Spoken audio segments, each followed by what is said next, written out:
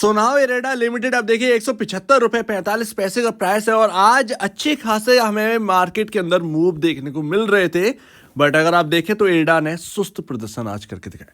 तो 175 पर प्राइस आ चुका है और पीएसयूज में अब क्या होना है, फ्यूचर क्या है इरेडा का 175 रुपए से अगर हम देखें तो किधर की तरफ जाने वाला है, ये समझने वाली बात है। तो अभी अगर आप देखें तो 215 का हाई है इस स्टॉक का और आप देखें बीते 2 महीने में अगर आप देखें बहुत प्राइस एक्शन हमें देखने को मिला है इरेडा के अंदर। भर भर कर पैसे बने हैं, इसमें कोई शक की बात नहीं है। वॉल्यूम हायर साइड, इतना हैवी वॉल्यूम हर चीज, लेकिन अब ठंडापन दिखेगा। जी हाँ, पीएसयू साइकिल थी, रेलवे से चलना स्टार्ट हुई, फिर वो गई अपना दूसरी जगह, फिर तीसरी जगह। तो अभी जो शुरुआती दौर था रेलवे का वो अब ठंडा काउंटर पड़े हुए है, ये अगर आप देखें तो वहां पर अपने को देखने को मिल रहा है। उसके बाद जैसे अगर आप देखें तो आईओसी या कह सकते हैं ऑयल इस वक्त का बहुत ही टूल पकड़ रहा है। लेकिन उससे पहले अगर आप देखेंगे तो रेलवे के साथ एक और स्टॉक चल रहा था इरेडा, ये सब दौड़ रहे थे। तो धीरे धीरे धीरे धीरे अब ठंडापन आता जा रहा है, जहां जहां पर यहाँ पर जो है दौड़ चलती गई वहां अब रुक रहा है। तो ये मामला अभी आपको देखने को मिलेगा। लगातार आपको जो है प्राइस ऐसे ऐसे नहीं देखने को मिलेगा कि भैया बस अपर टू अपर सर्किट चल रहे, लोअर टू लोअर सर्किट चल रहे। ये हमेशा नहीं होगा। एक इंटरेस्ट की बात होती है, जब तक इंटरेस्ट रहता है तब तक ठीक है, जैसे इंटरेस्ट गायब होता है सब कुछ गायब हो जाता है। तो वो यहाँ पर अभी प्राइस एक्शन हमें कुछ नहीं देखने को मिला है। और ये सर्किट लिमिट की वजह से 5% का सर्किट बहुत बेकार होता है, इसमें कुछ कर नहीं पाते। और अभी आपने देखा हो कल अच्छी खासी खबर भी आई थी, पीएनबी के साथ इरेडा ने एमओयू साइन किया है रिन्यूएबल एनर्जी के लिए। यानी कि आप देखेंगे कि इरेडा को बड़े प्रोजेक्ट्स को अगर फाइनेंस करना है तो उसमें बड़े पैसे की जरूरत है। इसीलिए आपको देखने को मिल रहा हो कि ज्यादातर गवर्नमेंट जो बैंक्स हैं उनके साथ ये साइन कर रहे हैं। सिंपल सी बात है, आपने देखो जैसे बहुत सारे अभी यहाँ पर जो है गवर्नमेंट बैंक्स जो है वो इरेडा के साथ अब आ चुकी हैं। यानी इरेडा अब जितना भी बड़ा यहाँ पर चाहे प्रोजेक्ट फाइनेंस करने में पीछे नहीं हटेगा। जरूरत पड़ी 10,000 करोड़ का भी है तो उसमें देखना नहीं पड़ेगा, फाइनेंस कर देना है। और इतनी सारी बैंकें जो है वो हेल्प करेंगी इरेडा की, तो वो यहाँ पर है और इससे यहाँ पर जो है ना हायर साइड जाने में मदद मिलेगी।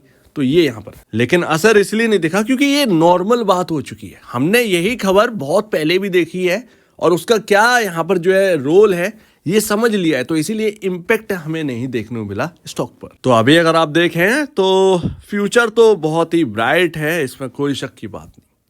प्रोजेक्ट्स आपको मैं बताऊं, सिर्फ और सिर्फ ऐसा नहीं है कि काफ़ी लोग सोच रहे हो कि टाटा पावर आकर इनसे लोन लेगा, ये सब नहीं है, ये सब नहीं होने वाला है। आपका अगर कोई कंपनी है या फैक्ट्री है और उसके लिए 200 मेगावाट रिन्यूएबल एनर्जी की नीड है, तो आप प्लांट सेटअप करवाएंगे जिसका कॉस्ट है 200 करोड़ या 400 करोड़ जो भी हो, उसको आपको फाइनेंस करवाना है। तो आपकी कंपनी गई इरेडा के पास और कहा कि भैया फाइनेंस कर दीजिए, और इरेडा ने पैसे दे दिए और आपका यहाँ पर जो है कामकाज स्टार्ट हो गया। तो इस तरीके से काम होने वाला है, ये है इरेडा का फ्यूचर। ज़्यादातर आपके सामने बहुत सारी खबरें भी आती है कि 100 मेगावाट या 200 मेगावाट या 500 मेगावाट का प्लांट है। कई सारी जगह पर आपने देखा होगा कंपनी के पास अपने लगे हुए हैं, वो अपना खुद का बिजली बनाते हैं, अपने ही रिसोर्सेज को यूज़ करते हैं। सो दैट ये एक बड़ी बात है, इन चीज़ों को फाइनेंस करेगा, इसकी लिमिट एक बहुत बड़ी है, ये ध्यान रखिएगा। आप कह सकते हैं एक अनलिमिटेड तरीके का है। कई सारी कंपनियां आएंगी इनके पास, कई सारे फैक्ट्रीज हैं जो कि यहाँ पर आएंगी, इरेडा से बात करेंगी, तो बड़े प्रोजेक्ट्स फाइनेंस करने आगे चलकर। ये तो ब्राइट है ही, ब्राइट है भैया, बट फिर भी अभी का हाल, अभी का क्या है, प्राइस हमारे लिए है, काम कंपनी के लिए है। कंपनी भले ही बढ़ रही है लेकिन अगर उसका स्टॉक अलग तरीके से परफॉर्म करता है, स्टॉक अलग तरीके से परफॉर्म करता है, ध्यान रखिएगा। तो अभी आपका 55.12 का पी रेशियो नहीं है, बल्कि 38 से 39 का पी रेशियो है, जो कि अभी 24 का आपका इंडस्ट्री भी चल रहा है। उसके कंपैरिजन अभी आप हायर साइड वर्क कर रहे हैं। ठीक है, आप एक लौते हैं, कह सकते हैं आप ही हैं, तो इसलिए थोड़ा सा वैल्यू ज़्यादा मिलेगी। बट हर चीज़ प्राइस से अर्निंग, प्राइस टू अर्निंग से सब कुछ क्लियर नहीं होता, यानी कि पी रेशियो से क्लियर नहीं होता। आपको प्राइस टू बुक वैल्यू तक जाना ही पड़ेगा।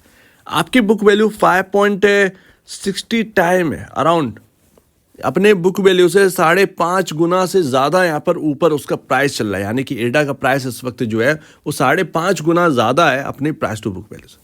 आप देखेंगे आपके सेक्टर में कितनी कंपनी को यहाँ पर रखा जा रहा है, ये बहुत बड़ी बात है।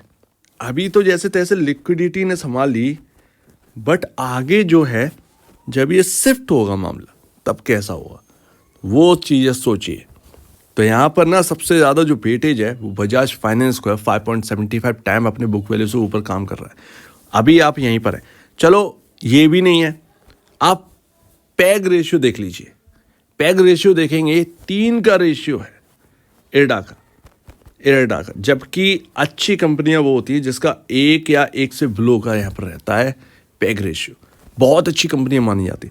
तो अभी ना ये सब सारी बातें क्या है, ये सारी बातें ये हैं कि भाई स्टॉक जो है ना, कंपनी भले ही वेल परफॉर्म करे आगे, बट स्टॉक अभी फिलहाल के टाइम में अभी इतना वैल्यूएशन बढ़ चुकी है कि अभी और यहाँ पर वैल्यूएशन बढ़ने का ना चांसेस बहुत लो हो चुका है।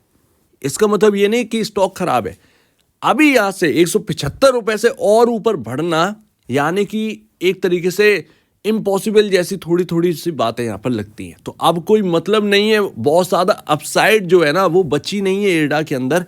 पूरी बात ये कहने का मतलब है आपके सामने इधर उधर 10-12 रुपए इधर उधर होगा स्टॉक, बट इसका मतलब ये नहीं है कि बस आप यहाँ से सीधा 300 फिर 350 फिर 400 फिर ये सब मैटर क्या करेंगे ये बात। लेकिन ध्यान रखिएगा अर्निंग जिस तरीके से इंक्रीज होगी, अभी हाल फिलहाल में अर्निंग इंक्रीज हुई बट उतना नहीं हुई कि वैल्यूएशन कंफर्ट मिल जाए। समझ रहे हो बात को, अर्निंग इंक्रीज हुई लेकिन इतना नहीं हुई कि वैल्यूएशन कंफर्ट मिल जाए। अगर यहाँ पर अर्निंग उस हिसाब से आ जाती तो यहाँ पर वैल्यूएशन कंफर्ट मिल जाता, तब तो यहाँ पर जो है आप कह सकते थे 300 350 भाई साहब एडा तो दिख गया, ये आप कह सकते थे। और असेट्स भी जो है ना वो लगातार बढ़ रहे हैं, 50,000 करोड़ के असेट पहुंच गए हैं सालाना दर पर, जबकि ये क्वार्टर दर पर आते हैं, बट आपके सामने अभी इतना ही डेटा है। सो दैट अराउंड आप कह सकते हैं 52-55 हज़ार करोड़ के अराउंड इस वक्त असेट हैं यहाँ पर एडा के पास। तो अभी आपके सामने तो आने वाली अर्निंग्स पर आप फोकस करिए। कई सारी अर्निंग्स जो है ना वो डिस्काउंट कर गया ये स्टॉक, अभी आपने वो देखना है कहाँ पर जाना। बट इलेक्शन आ रहे हैं और मार्केट जो है वो इलेक्शन रैली जरूर करेगा कहीं ना कहीं, सिंपल सी लॉजिक है। उसमें पीएसयू का पार्टिसिपेशन कहीं ना कहीं बहुत हद तक होना चाहिए, उसमें एडा भी आपका शामिल होगा। तो अभी ना बहुत चिंताजनक बात नहीं है, ये सब फंडामेंटल बेसिस पर इन्वेस्टर आएंगे इलेक्शन के बाद, अभी कोई रोल नहीं है ये फंडामेंटल का। ध्यान रखिएगा लिक्विडिटी बनी हुई है, एक बार इलेक्शन हो जाए जनरल इलेक्शन, उसके बाद आप देखेंगे कि सब लोग फंडामेंटल पर आ गए, एक एक हर कोई फंडामेंटल की बात करेगा। उस वक्त आप देखिएगा कि ये क्या स्तर पर जाता है, तो उधर अपनी बात होगी। लेकिन इलेक्शन जब तक अभी नहीं है तब तक तो भैया लिक्विडिटी बनी हुई है। तो लिक्विडिटी की बेसिस पर ना आपको अच्छा खासा मूव आपको देखने को मिला है। एंड लास्ट यहाँ पर क्या करें भैया, देखिए सपोर्ट जो है ना आपके वो बने हैं अराउंड 153 के अराउंड। इसको यहाँ पर जो है ना आपको इग्नोर नहीं करना है, मतलब अगर ये टूटेगा ना तब आप कह सकते हैं कि ये गया 139 138, सिंपल सी बात है 139 138। उससे पहले नहीं, जब तक 153 रुपये टिका हुआ है उससे डरना नहीं, सिंपल सी बात है।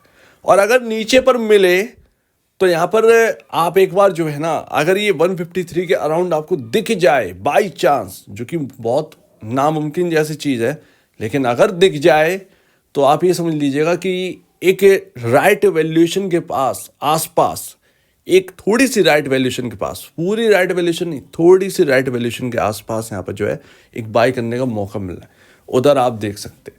सो उम्मीद है काफ़ी कुछ आपको समझ में आया होगा। अभी जिस तरीके के फंडामेंटल इंडिकेटर्स हो चुके हैं वो ये कह रहे हैं कि भाई साहब तेजी नहीं हो सकती है, और तेजी का कोई यहाँ पर पॉसिबल चांस ही नहीं है। आपको 10-15 रुपए इधर उधर होते हुए दिख सकता है, लेकिन बहुत बड़ी तेजी का कोई चांस नहीं है। तो जो लोग एडा की तेजी को देखकर इन्वेस्ट कर रहे हैं कि नहीं अभी जो हुआ वो अभी और होना है, तो ये बहुत ज़्यादा इम्पॉसिबल जैसी चीज़ हो जाती है, ठीक है ना। तो इस बात को ध्यान रखिएगा यहाँ से बहुत ज़्यादा बढ़ना नामुमकिन जैसा है, लेकिन बढ़ जाए तो कोई बड़ी बात नहीं है, क्योंकि अभी इलेक्शन तक यहाँ पर पीएसयूज फोकस में बहुत ज़्यादा रहने वाले हैं। तो इफ्स एंड बट्स में है, तो जो लोग इन्वेस्टेड हैं ऑलरेडी वो इन्वेस्टेड रह सकते हैं। नई खरीदारी बड़ा सोच समझ के करनी है, बस ये आपको ध्यान रखना है। सो उम्मीद है काफ़ी कुछ आपको समझ में आया होगा। एक बार निवेश से पहले अपने एडवाइजर या ब्रोकर से आप एक बार पूछ लीजिए, डिस्कस कर लीजिए। अदरवाइज आपके सामने ये पॉइंट्स है, उसके बिहाफ पर आप अपनी स्टडी खुद कर सकते हैं, खुद डिसीजन ले सकते हैं। तो आपका क्या कहना है इसके ऊपर कमेंट सेक्शन में कहिए, और अपडेट्स में वीडियो देखने के लिए बहुत धन्यवाद दोस्तों।